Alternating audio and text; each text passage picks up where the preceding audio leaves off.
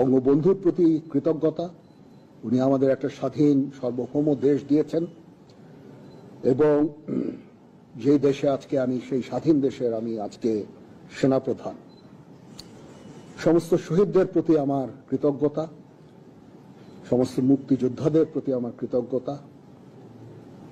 তারা তাদের সোনালী দিনগুলো আমাদের জন্য উৎসর্গ করেছেন এবং আজকে আমরা এই স্বাধীন সার্বভৌম দেশ পেয়েছি। ভিডিওটা তো ওয়াকাররা কখনো দেখেছেন যে 24-এর বর্ষা বিপ্লবের শহীদদের প্রতি শ্রদ্ধা জানাইতে? শহীদ ফ্যামিলির যা কথা করার ব্যাপারে বাদই দিলাম, কখনো উচ্চারণ করছে শহীদের কথা? করে নাই। একদল তো ওয়াকারের বিপ্লবের নেতা বানায় দেয়। ভলকার তুর্ক ফাঁস করে দিছে কেমনে এই ক্যাশ প্রেমিক জেনারেলরা দেশপ্রেমিক জেনারেল বনে গেছে, এখন দেশের সেবা করিচ্ছে। তাদের মিশন বন্ধ হওয়ার হুমকি দেওয়া হয়েছিল, দেখেছেন? Well, I can give you examples where it is taken seriously. I'll give you the example of Bangladesh last year. During July, August, you know, there were massive demonstrations of students. They had enough of the previous government under Sheikh Hasina.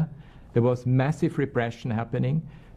The big hope for them was actually our voice, was my voice, was also what we were able to do. And we put the spotlight on the situation. And we actually gave the warning to the army that if they get involved, it means that they may not be able to be a troop contributing country anymore. As a result, we saw changes. When Mohammed Yunus took over as the new chief advisor of the interim administration, he asked me immediately, can you send us a fact-finding mission to put the spotlight on the situation and to investigate what was happening, which is what we did. And it actually helped. I was in Bangladesh last year. The students were so grateful for us taking a stand and for us speaking out and for supporting them. যাই হোক, জাতিসংঘের যে report আসিছে না, ওটা করলে বোমা, এটা বোমা। এই রিপোর্ট দিয়া ওয়াকার সাহেবের সানডে মানডে ক্লোজ করে দেওয়া যায়, এই জেনারেলদের সানডে মানডে ক্লোজ করে দেওয়া যায়, ফোস বন্ধ করে দেওয়া যায়। কিভাবে দেওয়া যায় আসেন এটা বলি।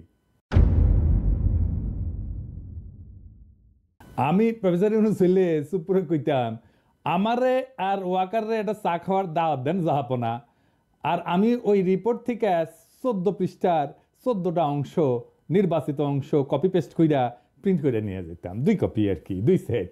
চা খাইতে খাইতে একটা কপি চুপুরে দিতাম, একটা কপি ওয়াকাররে দিতাম, কইতাম পড়েন।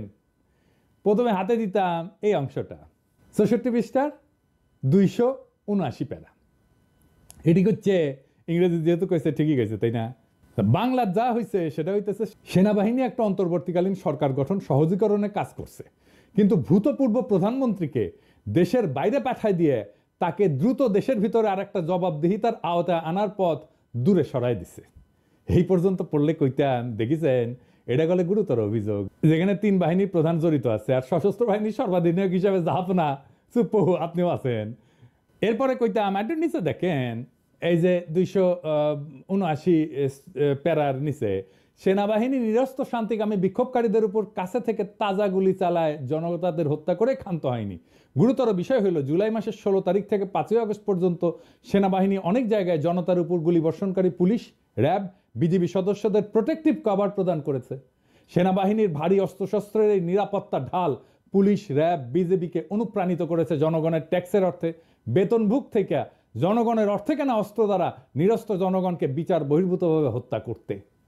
এরপরে হাতে দিতাম একটা পৃষ্ঠা 31-32। জুলাই মাসের 16 তারিখ থেকে 21 তারিখ পর্যন্ত যাত্রাবাড়ি এলাকায় ঢাকা চট্টগ্রাম মহাসড়কে ছাত্র জনতার স্থাপিত সড়ক প্রতিবন্ধক সমূহ অবমুক্তকরণের জন্য যৌথ অভিযান পরিচালিত হয়। সেনাবাহিনী এই যৌথ অভিযানে প্রোটেক্টিভ কভার প্রদান করেছে। অন্যান্য বাহিনীর হাতে শত শত মানুষ হতাহত হয়েছে যাত্রাবাড়িতে। যাত্রাবাড়ির একটি হাসপাতালেই 17 থেকে 20 তারিখ পর্যন্ত এই 3 দিনে 1200 রোগী ভর্তি এসেছে, অনেকেই গুলিবিদ্ধ। তদানীন্তন প্রধানমন্ত্রীর নেতৃত্বে কোর কমিটির মিটিংয়ে পরপর কয়েকদিন কঠোরতার নির্দেশ। তৎকালীন প্রধানমন্ত্রীর 21 জুলাইয়ের যাত্রাবাড়ি অবমুক্তকরণের কঠোর নির্দেশ পালনের পর স্বরাষ্ট্রমন্ত্রী 20-21 তারিখে যাত্রাবাড়ি যান পুলিশের আইজিপি এবং ডিএমপি কমিশনারকে সাথে নিয়ে। সেইখানে পুলিশ অফিসার ভিডিও দেখায় আক্ষেপ করে বলে যে একটা গুলি করলে একজন মরে, বাকি সবটি যায় না। এই যৌথ অভিযানের সফলতার সমাপ্তি ঘোষণা করছিল কে? সেনাপ্রধান general Waker. General Waker helicopter করে ডিজি, র্যাব এবং আইজিপিকে নিয়ে যাত্রাবাড়ি ল্যান্ড করেছে 22 জুলাই তারিখে। সাংবাদিকদের সামনে নিশ্চিত করছে যৌথ বাহিনী যাত্রাবাড়িতে ঢাকা চট্টগ্রাম মহাসড়ক সফলতার সাথে অবমুক্ত করছে। হ্যাঁ, এরপরে আরেকটা দিতেন পৃষ্ঠা 64 প্যারা 279। সেনাবাহিনী, পুলিশ, র্যাব, বিজিবিকে স্ট্র্যাটেজিক সহায়তা করছে। কোন কোন এলাকায় সেনাবাহিনী ব্লক রেড চলাকালীন সময় সম্পূর্ণ এলাকা ঘিরে রাখতে নিরাপত্তা চাদরে পেরিমিটার সিকিউরিটি এবং জরুরি আপৎকালীন সক্ষমতা স্ট্যান্ড বাই সিকিউরিটি হিসেবে কাজ করছে। আর পুলিশ, র্যাব, বিজেপি তখন চালাইছে গণগ্রেপ্তার, ভীতি প্রদর্শন, নির্যাতন, নারী শিশুদের দমন, হাসপাতালের সিসিটিভি ফুটেজ ধ্বংস, রোগীদের মৃত্যুর কারণ পরিবর্তন এবং লাশ গুম ইত্যাদি। এরপরে দিতাম আরেকটা পৃষ্ঠা 36 পৃষ্ঠা প্যারা 127 থেকে 131। সেনাবাহিনী কর্তৃক 20 জুলাই মোহাম্মদপুর, একই তারিখে রামপুরায় হত্যাকাণ্ড চালিয়েছে। 5 আগস্ট তারিখে যমুনা ফিউচার পার্ক এলাকায় সেনাবাহিনী হত্যার উদ্দেশ্যে জনতার উপরে গুলি চালায়। তারপরে আরেকটা পৃষ্ঠা দিতাম 39 পৃষ্ঠা 140 নম্বর প্যারা জুলাই মাসের 19 তারিখ থেকে 21 তারিখ পর্যন্ত বিভিন্ন সময় হেলিকপ্টার থেকে সেনা গ্রেডের রাইফেল এবং মারণঘাতী শটগান থেকে জনতার উপর গুলি বর্ষণ করা হয়েছে। বাড্ডা, বসুন্ধরা, গাজীপুর, যাত্রাবাড়ি, মিরপুর, মহাখালী, মোহাম্মদপুর এবং রামপুরা এলাকায় এই গুলিগুলো বর্ষণ করা হয়েছে। তো এই জায়গায় এসে আমি কইতাম দুইজনকে, জাহাপনা, আমার অনুমান যে আর্মি এভিয়েশন ইউনিট বা আর্মি এভিয়েশন গ্রুপ তাদের হেলিকপ্টারের রং পরিবর্তন কইরা এই অভিযানে অংশগ্রহণ করে থাকতেও পারে। কি কন ওয়াকা সাহেব? হ্যাঁ, বিস্তারিত অনুসন্ধান করি নাকি বলেন? করি। তবে এটা তো প্রমাণিত যে 5 আগস্ট তারিখে প্রগতি সরণি এলাকায় একজন গুলিবিদ্ধ হয়েছে হেলিকপ্টার থেকে বর্ষিত গুলি থেকে। দুঃখজনক হইলেও সত্য যে হেলিকপ্টারটার রং ছিল অলিভ গ্রিন, জলপাই কালারের, এবং বুলেটটা ছিল আর্মার্ড পিয়ার্সিং বুলেট, যা শুধুমাত্র সেনাবাহিনী ব্যবহার করে। সেনাবাহিনী তো আমাদের প্রোটেক্ট করার কথা। 5 তারিখে নাকি সে আমাদের বিপ্লবের পক্ষে দাঁড়িয়েছিল। কুই। এরপরে দিতাম 36 পৃষ্ঠা 130 নম্বর প্যারা সেনাবাহিনী 20 জুলাই তারিখে রামপুরায় দুপুর বেলায় যে গুলি চালায় জনতার উপরে, সেই অভিযানে যে এপিসিগুলি নিয়োজিত ছিল তার সব কয়টির রং ছিল সাদা এবং ইউএন লোগো চিহ্নিত ছিল। মানে সেই অভিযান ইউএন ভেহিকল ব্যবহৃত হয়েছে, কিন্তু সেটা ইউএন চার্টারের কোনো অভিযান ছিল না। এরপরে দিতাম 65 পৃষ্ঠার 283 নম্বর প্যারা জুলাই বিপ্লবের সকল দমন, পীড়ন, হত্যাকাণ্ড, গণহত্যা সমন্বয় করছে খুনি হাসিনা এবং কোর কমিটি। এই কোর কমিটির 4 জন সদস্য হচ্ছে বেসামরিক ব্যক্তি, স্বরাষ্ট্রমন্ত্রী, আইজিপি, ডিজি র্যাব এবং ডিএমপি কমিশনার। বাকি সবাই সেনাবাহিনীর চাকুরিরত সদস্য এবং তারাই মেজরিটি। কারা কারা? DG DGFI, DG NSI, DG BGB, DG Ansar, DG NTMC, এই 5 জন। আর 20 তারিখ থেকে একজন সিনিয়র জেনারেল কোর কমিটিকে সহায়তা করেছেন। এই পর্যন্ত পড়লে কইতাম, হ্যাঁ জানাব, জাহাপনা, ইউএন তার নাম লেখে নাই, কিন্তু আমি কয়ে দিতেছি এই লোকটা হইতেছে কুখ্যাত লেফটেন্যান্ট জেনারেল মুজির। আর ওয়াকা সাহেব, আপনার জিম্মা থেকে তো ক্যান্টনমেন্ট থেকে ওই পালাইছে, তাই না? কেন পালাইছে এবার বুঝবার পারছেন তো?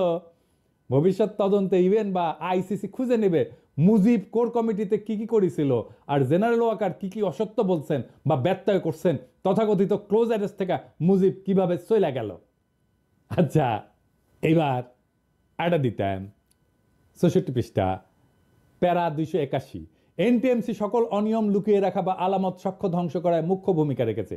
বিটিআরসির সহযোগিতায় তারা গুরুত্বপূর্ণ সময় ইস্পিত জায়গায় ইন্টারনেট ডাউন করে সকল সোশ্যাল মিডিয়া বন্ধ রেখে অমার্জনীয় অপরাধ করেছে।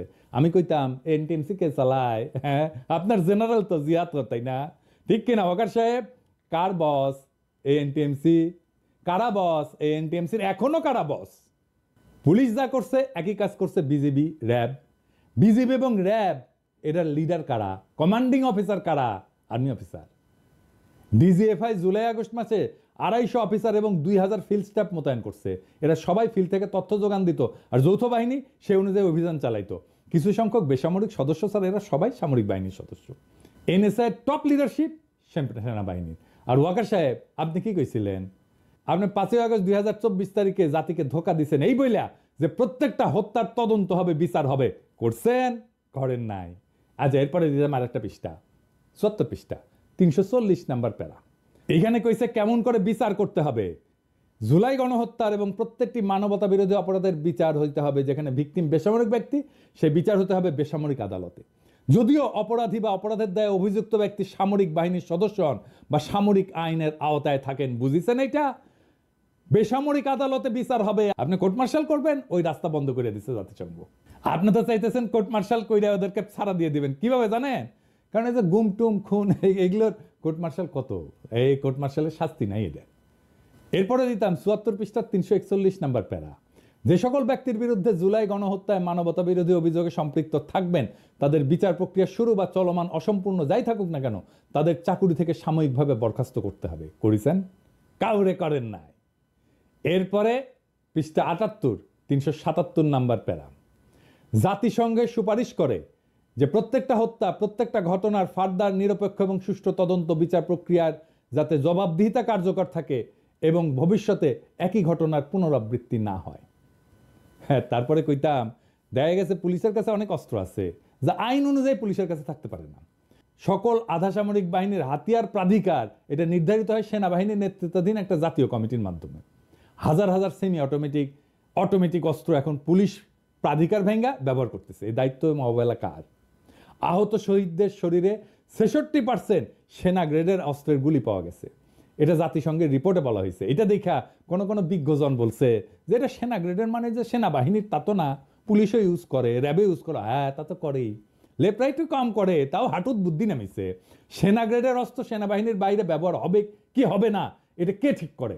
এটা ঠিক করে অস্ত্র প্রাধিকার নীতিমালা। এই অস্ত্র প্রাধিকার মানে কি? মানে কোন ধরনের অস্ত্র কে ব্যবহার করবে সেই নীতিমালা। এটা ভেটিং করে কে? এটা ঠিক করে দেয় কে? সেনাবাহিনী, সশস্ত্র বাহিনী বিভাগ। পুলিশের হাতে সেনা গ্রেডের অস্ত্র দেওয়ার দায় সেনাবাহিনীর।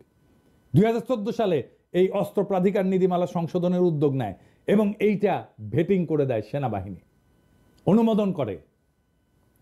পুলিশকে সামরিকায়ন করা হয়েছিল অসৎ উদ্দেশ্যে, সেনাবাহিনীর মুখোমুখি রাখার জন্য, সেনাবাহিনীর মনোবল নিচু রাখার জন্য। এবং তাই হয়েছে তো। মেজর সিনহার হত্যাকাণ্ড হয়েছে না? ওরা কেয়ার করে নাই সাবেক সেনা অফিসারকে খুন করতে। পুলিশের কাছ থেকে বর্তমান সরকার বিধি বহির্ভূত সকল অস্ত্র প্রত্যাহার করতে হবে, এটা জাতীয় নিরাপত্তার স্বার্থে জরুরি। যাই হোক, এই পর্যন্ত পইরা আমি হইলে বলতাম এখন আপনাদের কে বাঁচাবে? আপনাদের দুইজনেরই কিন্তু সারা। প্রফেসর ইউনূস তো ভদ্র মানুষ, উনি তো এই কথা কইতেন না, উনি ইংরেজিতে কইতেন আর কি, ইউ আর যদি বাঁচতে চান যা বলতেছি সেটা করেন। আপনি তো আপনার ১৪ গোষ্ঠী সারা দুনিয়া কোথাও জায়গা পাবেন না। তারপরে কিছুক্ষণ ওনাদের সময় দিতাম হজম করার জন্য। তারপর ওরা কি করতো জানেন? ওই দুইজন আকাশ বাতাস বিদীর্ণ করিয়া স্লোগান দিত, ইনকিলাব জিন্দাবাদ, দিল্লি না ঢাকা, ঢাকা ঢাকা, ক্ষমতা না রাজপথ, রাজপথ রাজপথ, বুঝছাও ক্যাঙ্কা কইরা জাউরাগের লাইনে আনা লাগে। সব কয়টার নিদান আছে। এইবার আমি নিদান দিলাম, এইবার লাইনে আনেন প্রফেসর ইউনূস, ইনকিলাব জিন্দাবাদ।